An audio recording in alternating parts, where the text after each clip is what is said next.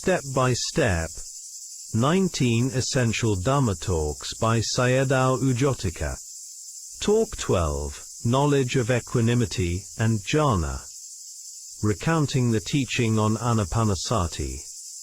In the beginning it is helpful to practice with the eyes closed. Once one knows how to do it properly, practice with open eyes is also possible.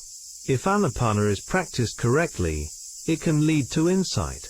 Otherwise it may end in samatha practice alone. This point was also emphasized by Maizin Sayadaw in his explanation of developing the light nimitta. If one focuses only on the light nimitta, it leads to samatha.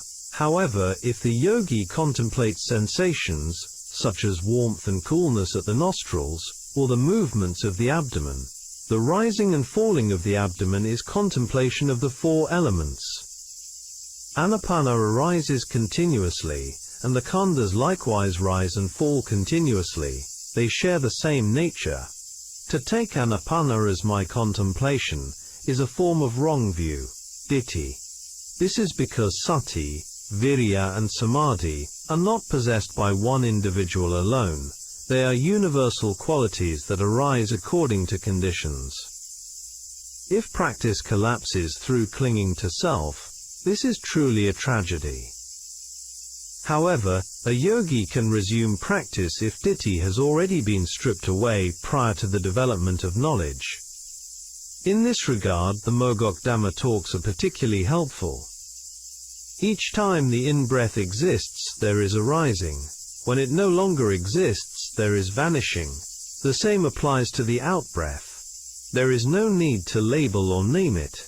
Knowing it is sufficient. If no object arises from the six sense doors, the yogi should contemplate the rising and falling of the in and out breaths. Otherwise the practice will revert to samatha. There are two modes of contemplation. Contemplating objects arising from the six sense doors, relying on sati. Relying on samadhi by attentively collecting and stabilizing the mind on an object. Some ask whether, when pain is present and a sound is heard, one should turn to contemplate the sound instead. The answer is yes, if hearing is more distinctive at that moment. This is not a matter of searching for an object. When there is no pain, but hearing arises, contemplation naturally occurs in the present moment.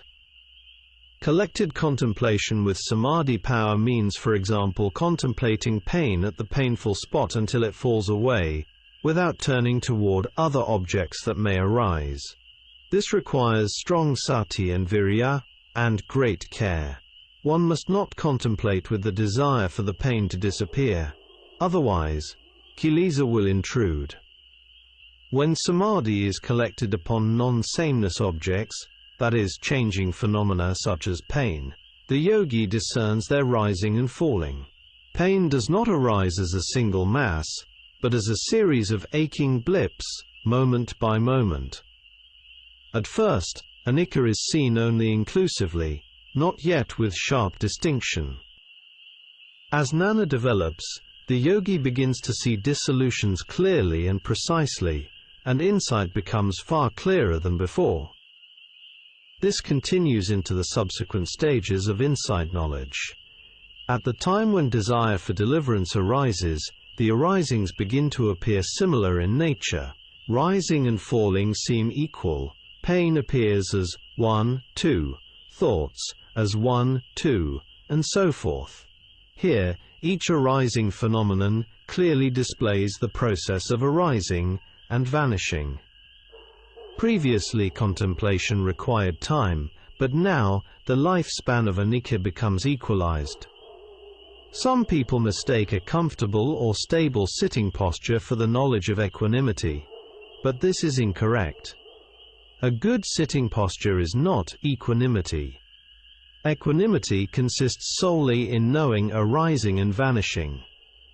At this stage arisings are short, even and uniform, appearing section by section, closely following one another. Closer rising and falling does not mean knowing phenomena vaguely or inclusively, as some yogis assume. that indistinct knowing belongs to immature knowledge. When knowledge is immature, many sankhara dhammas arise simultaneously, and the yogi does not know which object to contemplate, leading to confusion. When knowledge becomes sharp, the yogi can contemplate precisely and without confusion. This calm, balanced contemplation is equanimity. Equanimity means contemplating without making choices. It is also equanimity to experience phenomena without judging them as good or bad. These are the strengths of equanimity. To give an analogy, if fresh paint is applied over paint that has not yet dried, the surface will not appear clear. In the same way, at the beginning, defilements have not yet thinned, so insight is not clear. As the kilesas thin out, the yogi sees all phenomena as having the same nature, clear, and without distinctions. This stage differs from the knowledge of disenchantment. There, rising and falling are equal, but the field of contemplation is broader, and thoughts can still arise between objects, similar to what occurs in the jhana process. At this time gooseflesh may arise, and happiness may also appear. With each contemplation the mind feels cool and refreshed. If such factors arise at this stage, they are to be understood as factors of enlightenment, not as corruptions of insight. These are not the same kinds of rapture piti as those experienced at the beginning when seeing anicca. In the early stage, before clear discernment, a glossy or bright appearance of anicca may arise and lead to rapture. Now, however, rapture arises from discerning the truth of dukkha. This rapture is born from contemplation of truth, not from delight in appearance. These raptures also need to be contemplated. Depending on which bojjhanga, factor of enlightenment, is predominant, different types of jhana may arise. For example, one must know them correctly as path knowledge magga, together with the corresponding jhana levels, first jhana, second jhana, and so on. When path knowledge arises, rapture and first jhana arise together, connascent. With continued effort and repeated moments of piti, higher jhanas may arise. For this type of yogi, if the mind inclines toward piti, it can arise at any time. However, there is an important distinction. Samatha piti arises only in relation to a single object. Vipassana piti arises through all 6 sense doors.